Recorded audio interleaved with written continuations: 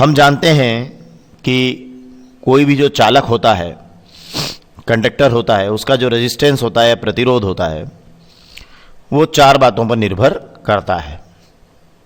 वो प्रतिरोध उसकी लंबाई के अनुक्रमानुपाती होता है। अर्थात जैसे मान लीजिए यहाँ दो चालक हैं, तो जिसकी लंबाई ज़्यादा है, देखिए यहाँ इन दोनों में इसकी लंबाई ज़्यादा है, तो इसका प्रतिरोध क्या होगा? ज़्यादा होगा। और साथ ही उसके अनुप्रस्थ काट के क्षेत्रफल के व्युत्क्रमानुपाती होता है। मतलब अनुप्रस्थ काट का क्षेत्रफल देखिए, अब ये इन दोनों में देखिए, तो ये मोटा तार है और ये पतला तार है, तो इस पतले तार का जो है पतले तार का जो प्रतिरोध है वो ज़्यादा होगा। मतलब ये हुआ कि जिसके अनुप्रस्थ काट का क्षेत्रफल ज़्यादा है उसका प्रतिरोध कम होगा, और जिसके अनुप्रस्थ काट का क्षेत्रफल कम है उसका प्रतिरोध ज़्यादा होगा। तो हमने कहा कि लंबे तार का प्रतिरोध ज़्यादा और पतले तार का प्रतिरोध भी ज़्यादा होगा। तो यहाँ R समानुपाती L है, मतलब लंबे तार का प्रतिरोध ज़्यादा है, और R समानुपाती 1/A है, R समानुपाती 1/A है। मतलब क्या है कि एरिया ऑफ क्रॉस सेक्शन अगर कम हुआ तो रेजिस्टेंस बढ़ेगा। तो ये प्रतिरोध लंबाई के अनुक्रमानुपाती और अनुप्रस्थ काट के क्षेत्रफल के व्युत्क्रमानुपाती होता है। साथ ही प्रतिरोध दो अन्य बातों पर भी निर्भर करता है कि ये जो पदार्थ है इनकी प्रकृति क्या है, और ताप पर भी ये निर्भर करता है। चालक का प्रतिरोध मतलब ताप बढ़ाने पर प्रतिरोध बढ़ता है, और साथ ही नेचर कि वो कितनी जल्दी उसका इलेक्ट्रॉन्स का जो व्यवहार है या इलेक्ट्रॉन्स की जो गति है वो किस ढंग से है, इस पर डिपेंड करता है।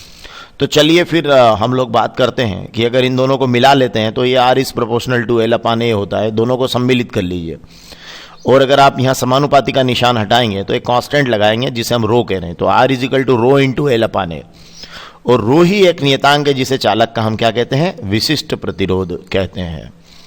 अब एक्चुअली विशिष्ट प्रतिरोध शब्द की जरूरत क्यों पड़ी? तो देखिए यहाँ हमें दिखाई दे रहा है कि ये लंबाई और अनुप्रस्थ काट के क्षेत्रफल पर निर्भर कर रहा है। तो डेफिनेटली ये फिजिकल स्टेट अगर कम ज़्यादा हुई तो हम ये नहीं बता पाएंगे कि कौन से मटेरियल से रेजिस्टेंस ज़्यादा निकलता है और कौन से मटेरियल से कम निकलता है। तो फिर हमें क्या करना पड़ेगा कि लंबाई और अनुप्रस्थ काट के क्षेत्रफल को समान रखते हुए दोनों को हम समान कर लें। मतलब अगर आप कंपेयर कर रहे हैं तो फिर क्या करें कि लंबाई को इकाई कर लें और अनुप्रस्थ काट के क्षेत्रफल को भी इकाई कर लें। मतलब इन दोनों को एक एक कर दीजिए आप, तो फिर ये गणना से बाहर हो जाएंगे। जब ये गणना से बाहर हो जाएंगे तो फिर केवल दो चीज बचेगी, एक पदार्थ की प्रकृति और ताप। तो फिर हम दोनों मटेरियल में बता पाएंगे कि किसका रेजिस्टेंस कम है और किसका रेजिस्टेंस ज़्यादा है। तो इस आधार पर हम क्या कर सकते हैं कि वो जो हम बताएंगे कि किसका रेजिस्टेंस कम और किसका रेजिस्टेंस ज़्यादा है उसी को हम कहेंगे स्पेसिफिक रेजिस्टेंस या विशिष्ट प्रतिरोध। और इसके क्रम में हम सारे पदार्थों को जमा पाएंगे, एक उनकी सीरीज बना पाएंगे कि किसका विशिष्ट प्रतिरोध कम है और किसका विशिष्ट प्रतिरोध ज़्यादा है। ऐसे तो हम इसलिए नहीं बना पाएंगे क्योंकि फिर वो अगर मान लीजिए आपने कोई दो तार लिए हैं और आपको पता है कि तार ए के मटेरियल का जो विशिष्ट प्रतिरोध है वो बी के मटेरियल के विशिष्ट प्रतिरोध, या यूं कहें कि तार ए के जो ए का जो प्रतिरोध है मटेरियल जो उसका है उसके कारण उसका जो प्रतिरोध बनता है वो ज़्यादा बनता है और बी का कम बनता है, लेकिन वहाँ उनकी लंबाई अगर आपने अलग अलग ले ली तो, या मोटाई आपने अलग अलग ले ली तो इसलिए इन दोनों फैक्टर्स को अभी आप इकाई करके अगर चलते हैं कि आप लंबाई को भी इकाई कर लें और अनुप्रस्थ काट के क्षेत्रफल को भी इकाई कर लें, तो फिर आप बहुत आसानी से पदार्थों के प्रतिरोधों को उनके विशिष्ट प्रतिरोध के रूप में एक क्रम से जमा पाएंगे। तो यहाँ पर विशिष्ट प्रतिरोध की डेफिनेशन यही निकल के आएगी कि यदि लंबाई को आपने इकाई कर दिया और अनुप्रस्थ काट के क्षेत्रफल को भी इकाई कर दिया तो फिर ये R इज इक्वल टू रो हो जाएगा। मतलब क्या हुआ कि इकाई लंबाई और इकाई अनुप्रस्थ काट का क्षेत्रफल ले लिया, तो फिर जो चालक का प्रतिरोध होगा उसे ही हम उसका क्या कह देंगे? विशिष्ट प्रतिरोध कह देंगे। तो यहां से डेफिनेशन आई कि यदि इकाई लंबाई और इकाई अनुप्रस्थ काट के क्षेत्रफल वाले चालक के प्रतिरोध को ही उसका विशिष्ट प्रतिरोध या स्पेसिफिक रेजिस्टेंस कहते हैं। और ये प्रतिरोध जो है, जो स्पेसिफिक रेजिस्टेंस है, ये केवल दो बातों के ऊपर डिपेंड करेगा, वो पदार्थ की प्रकृति और ताप पर। तो बहुत आसान है ये भी बताना, क्योंकि देखिए प्रतिरोध चार बातों पर डिपेंड करता है, लंबाई, अनुप्रस्थ काट के क्षेत्रफल, पदार्थ की प्रकृति और ताप। तो जब आप प्रतिरोध से विशिष्ट प्रतिरोध बनाने जा रहे हैं तो लंबाई और अनुप्रस्थ काट को आप इकाई कर रहे हैं, ठीक है।